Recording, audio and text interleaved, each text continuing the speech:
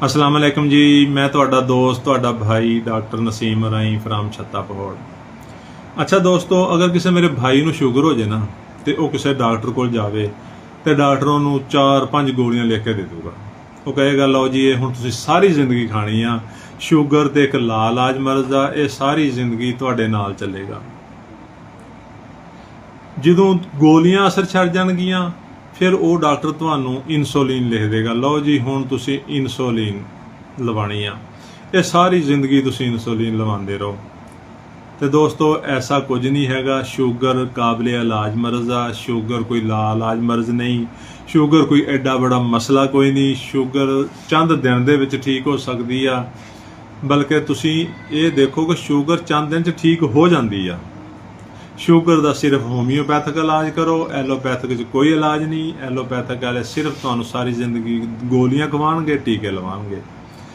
ਅਗਰ ਕਿਸੇ ਮੇਰੇ ਭਾਈ ਨੂੰ ਸ਼ੂਗਰ ਆ ਔਰ ਉਹਦੇ ਪੈਰ ਜਲਦੇ ਆ, ਸ਼ੂਗਰ ਦੇ ਵਿੱਚ 2-3 ਚੀਜ਼ਾਂ ਹੁੰਦੀਆਂ ਨੇ।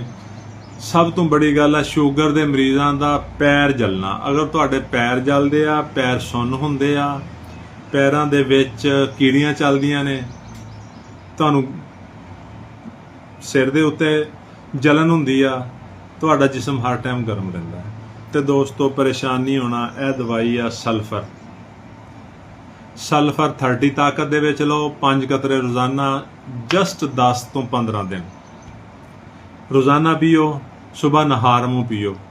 ਸ਼ੂਗਰ ਪਹਿਲੇ ਦਿਨ ਚੈੱਕ ਕਰਾ ਲਓ, 10ਵੇਂ ਦਿਨ ਚੈੱਕ ਕਰਾ ਲਓ ਔਰ 15ਵੇਂ ਦਿਨ ਚੈੱਕ ਕਰਾ ਲਓ। 15ਵੇਂ ਦਿਨ ਤੁਹਾਨੂੰ ਸ਼ੂਗਰ ਨਹੀਂ ਹੋਏਗੀ ਔਰ ਡਾਕਟਰ ਜਿਹੜੇ ਤੁਹਾਨੂੰ ਗੋਲੀਆਂ ਖਿਲਾ ਰਹੇ ਨੇ ਉਹ ਹੈਰਾਨੋ ਪਰੇਸ਼ਾਨ ਹੋ ਜਾਣਗੇ ਕਿ ਤੁਹਾਡੀ ਸ਼ੂਗਰ ਕਿੱਧਰ ਗਈ, ਤੁਸੀਂ ਸਿਹਤਮੰਦ ਹੋ ਜਾਓਗੇ। ਇਸ ਤੋਂ ਇਲਾਵਾ ਦੋਸਤੋ, ਅਗਰ ਸ਼ੂਗਰ ਤੁਹਾਨੂੰ ਗਰਮੀ ਬਹੁਤ ਜ਼ਿਆਦਾ ਲੱਗਦੀ ਆ, ਗੁੱਸਾ ਬਹੁਤ ਜ਼ਿਆਦਾ ਆਉਂਦਾ ਹੈ, ਛੋਟੀ ਛੋਟੀ ਗੱਲਾਂ ਤੇ ਤੁਸੀਂ ਨਾਰਾਜ਼ ਹੋ ਜਾਂਦੇ ਹੋ, ਹਰ ਟਾਈਮ ਤੁਸੀਂ ਆਪਣੀ ਮਰਜ਼ ਦੇ ਬਾਰੇ ਪਰੇਸ਼ਾਨ ਰਹਿੰਦੇ ਹੋ, ਚਾਵਲ ਤੁਹਾਨੂੰ ਪਸੰਦ ਨੇ, ਪਰਾਠਾ ਤੁਹਾਨੂੰ ਪਸੰਦ ਆ, ਤੇ ਪਰੇਸ਼ਾਨ ਨਹੀਂ ਹੋਣਾ। ਹੋਮਿਓਪੈਥਿਕ ਦਵਾ ਟਿਊਬਰਕੁਲਿਨੀਅਮ, ਇਹ ਦੇਖੋ ਅਸੀਂ ਤੁਹਾਨੂੰ ਇਹ ਦਿਖਾ ਰਹੇ ਹਾਂ, ਟਿਊਬਰਕੁਲਿਨੀਅਮ। ਇਹ ਤੁਸੀਂ 10 ml ਦੇ ਵਿੱਚ ਇੱਕ ਖੁਰਾਕ ਲੈਣੀ ਆ, ਜਸਟ 1 ਡੋਜ਼। ਇਹ ਦਵਾਈ ਲੈਣ ਤੋਂ ਬਾਅਦ ਤੁਸੀਂ ਕੋਈ ਦਵਾਈ ਨਹੀਂ ਲੈਣੀ, ਤੁਸੀਂ ਬਿਲਕੁਲ ਰਿਲੈਕਸ ਹੋ ਜਾਓ। 20 ਤੋਂ 25 ਦਿਨ ਵੇਟ ਕਰੋ, 20 ਤੋਂ 25 ਦਿਨ ਬਾਅਦ ਆਪਣੀ ਸ਼ੂਗਰ ਚੈੱਕ ਕਰਾਓ, ਤੁਸੀਂ ਦੇਖੋਗੇ ਕਿ ਸ਼ੂਗਰ ਦਾ ਨਾਮੋ ਨਿਸ਼ਾਨ ਤੱਕ ਨਹੀਂ ਹੈ। ਤੇ ਦੋਸਤੋ ਅਗਰ ਕਿਸੇ ਮੇਰੇ ਭਾਈ ਨੂੰ ਸ਼ੂਗਰ ਆ ਔਰ ਉਹ ਪਰੇਸ਼ਾਨ ਆ, ਉਹ ਆਪਣੀ ਪਰੇਸ਼ਾਨੀ ਅੱਜ ਤੋਂ ਖਤਮ ਕਰ ਦੇਵੇ ਔਰ ਸਾਡੀ ਦੱਸੀ ਹੋਈ ਦਵਾਈ ਇਸਤੇਮਾਲ ਕਰੇ।